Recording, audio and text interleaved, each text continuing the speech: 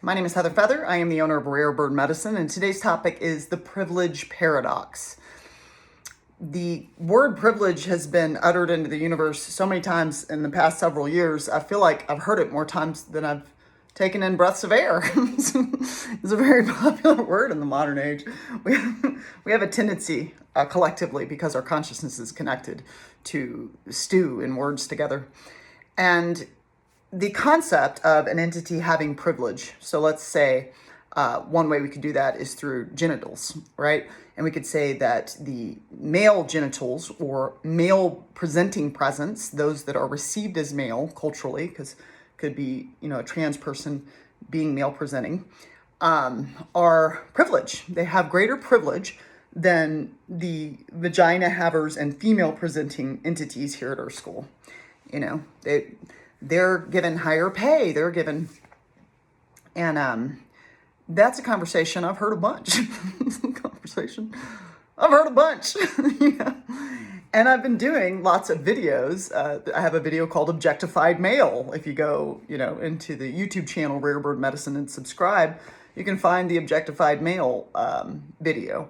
And so one of the things that Heather Feather keeps talking about is when we point to male privilege, let's say for financial boon, we maybe, and in my experience, completely are, totally ignoring the reality, two realities.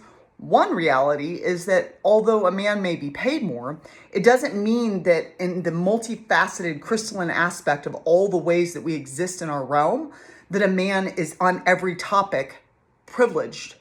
And so there's a falsehood that is deeply present in this idea that there is such a thing as male privilege. Males may be able to earn more. They may even be listened to more. Don't know that that's true. I feel that lots of female presenting entities are received more in their social groups. There's a high incidence of suicide in the male population. Usually stems from not feeling heard or not feeling received or not feeling a sense of community. And there are the components of being a male or male presenting that a female presenting entity is not dealing with typically. Usually a woman or a female presenting entity around a child is seen as safe. Often a male presenting entity around a child is seen as potentially unsafe, unknown. Who are you? Creep? You know what I mean? Men often get this, women aren't often seen as creepy. Right? They have the privilege of being viewed as a nurturer, even if their nature is narcissistic, completely toxic, emotional abuser, physical abuser. Women sexually abuse. Women physically abuse. Women mentally and emotionally abuse. Women spiritually abuse. Women can be in deeply toxic states.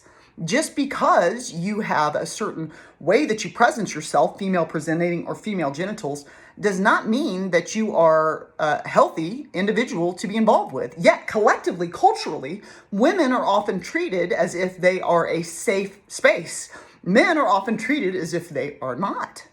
And so men do not have the privilege of being able to walk into any experience or relationship or potential for relationship with a partner or with an unknown child without getting the ick or being treated like they're creeps or, and that's not a huge boon to self-esteem, I'm sure. Especially if you're an amazing man that's great with children, that's actually in a much healthier and more developed state, physically, mentally, emotionally, and spiritually, than some of the women that you engage with. And so when we use the term privilege, what is typically occurring is there's specific facets of if we consider a crystal having 1,000 facets, and we're just saying there's only 1,000 topics, and one of them is wages, and one of them is how we treat one another, you know what I mean? What foundational labels we feel people hold. If we look at those 1,000 facets around the topic called privilege with genitals or privilege with male-female presentation, you're going to find many facets of the crystal.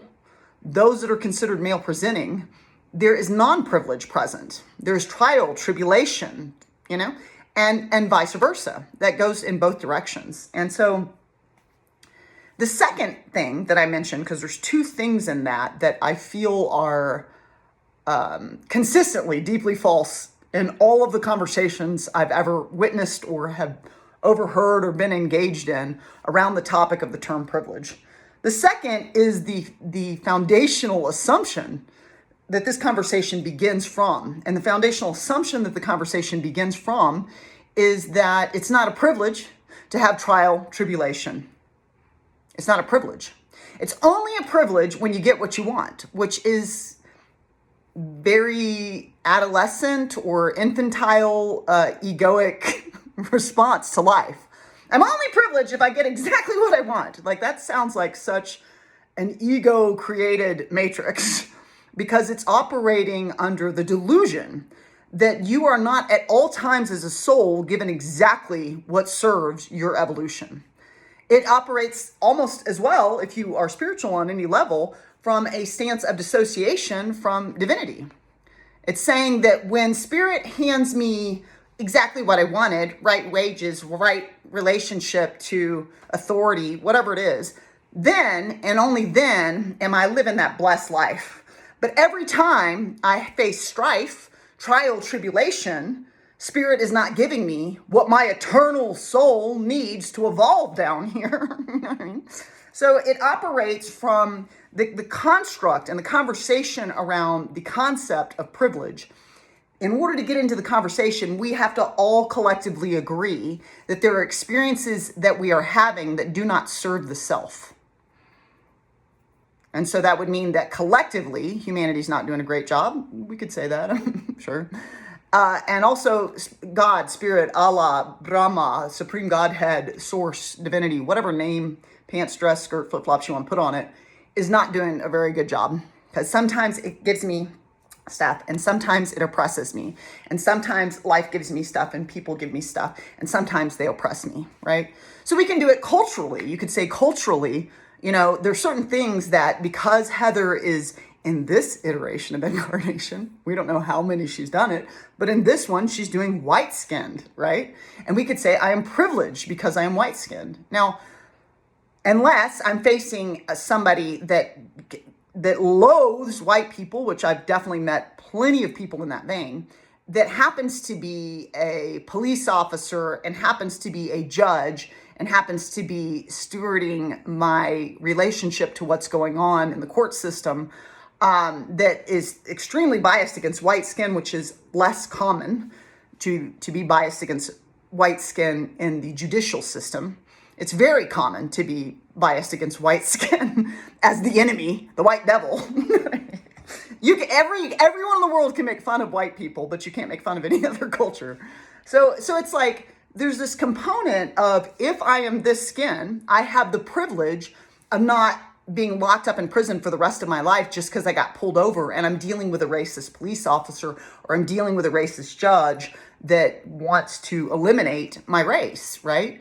And that is a privilege that I have. You know what I mean? Yeah, I have that privilege. Does not mean I have the privilege of never facing racism.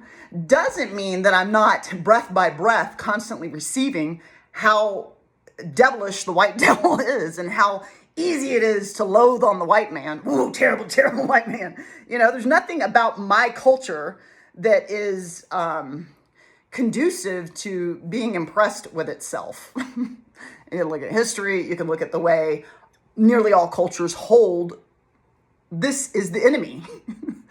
If you're going to pick culturally an enemy, we can pretty collectively agree that there are masses that believe it is my color skin being that is the enemy. In reality, I believe spiritually, we chose to come into incarnation, and to the degree that we developed, we chose trial and tribulation that we might evolve our character. I do believe we advocated with our spirit guides. We advocated with the angels. We advocated with divinity. Let me go down there. Let me be a woman. Let me be a person of color. Let me be a little person. Let me have cerebral palsy this go round and see how let me be a quadriplegic. Let me see in this iteration of incarnation of me taking up a flesh costume that'll rot off the bone and turn to ash. Let me see how well my evolution pulls off these masks of the delusion of separation and righteousness and the haves and the have-nots and the victim and the victimizer, and let me see how much I can rise into the sovereign autonomy of my eternal self, is also always a viable option when it comes to the concept of privilege. Let me have the privilege of being loathed. Let me have the privilege of feeling as though I have fewer roads. You know what I mean? So that I can develop the content of my character, so that I can overcome the construct and concept of oppression, even though it can never be present for a truly eternal being. Now, what I'm talking about is not a comfortable conversation to any ego that wants to be righteous about being a victim to their suffering.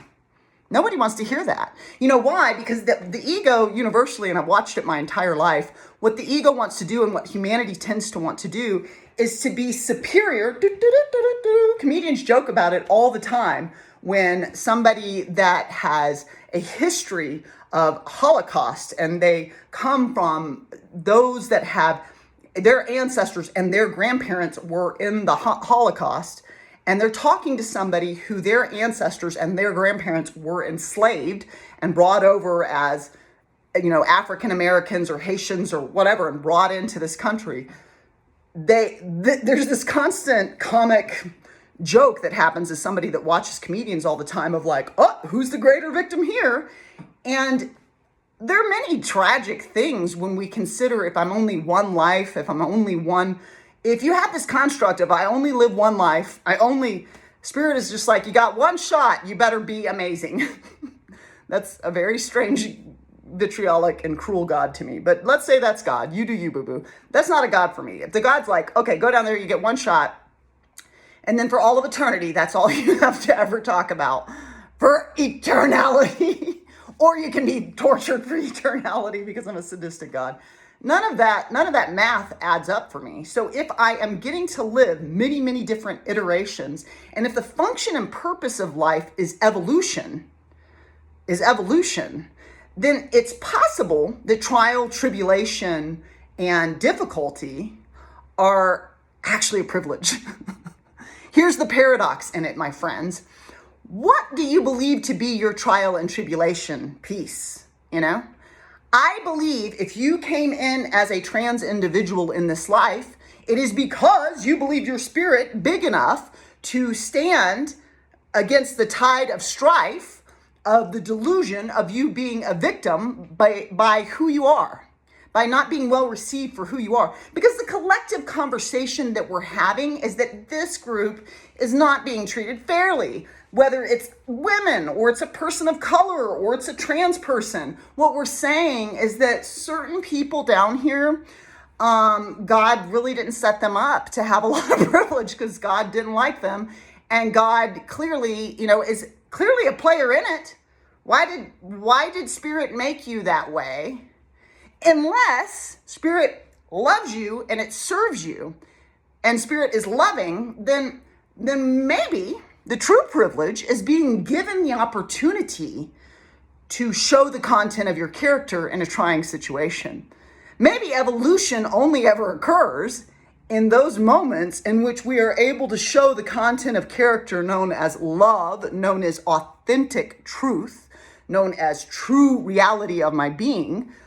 Maybe every moment in my life in which I've been able to show the content of my character, irrespective of what delusion of separation or power dynamic delusions are present on the planet, every difficult moment, irrespective of why it's present, is giving me the chance to flush up how privileged I truly am.